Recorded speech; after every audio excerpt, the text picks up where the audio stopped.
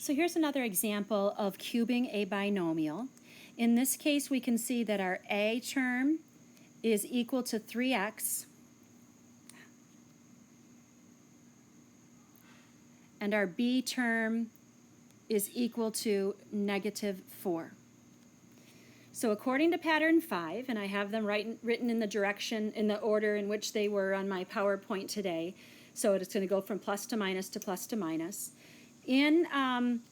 According to that pattern, we take the first term a and we cube it. So that'll be 3x quantity cubed. Then we take, to find the second term, we multiply by 3 and then by our a squared, which would be 3x squared, and then by our b, which is our -4. And we, of course, know it's going to turn out to be negative. So you can just use the latter version if you would like.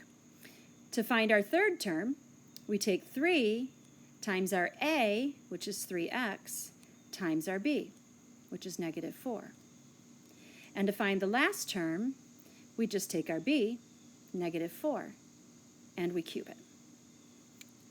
So now when we go to simplify this, 3x times 3x times 3x is 27x cubed.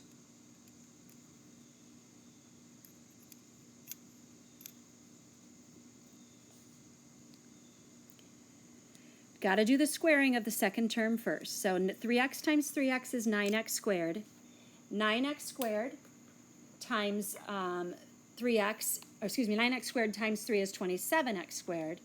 And 27x squared times -4 is equal to -108x squared. Now moving to our third term, we have to square our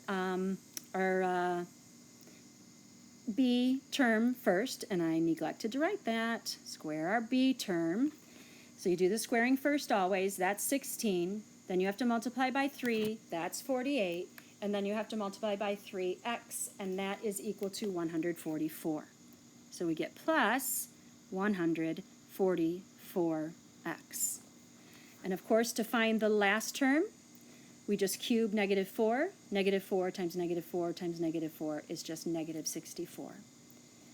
So again, if you do the squaring of the a term first before the b term, your exponents are going to go in descending order from highest to lowest, and in these binomials with a minus, they're going to switch back and forth each term from positive to negative to positive to negative. Again, let me know if you have any questions.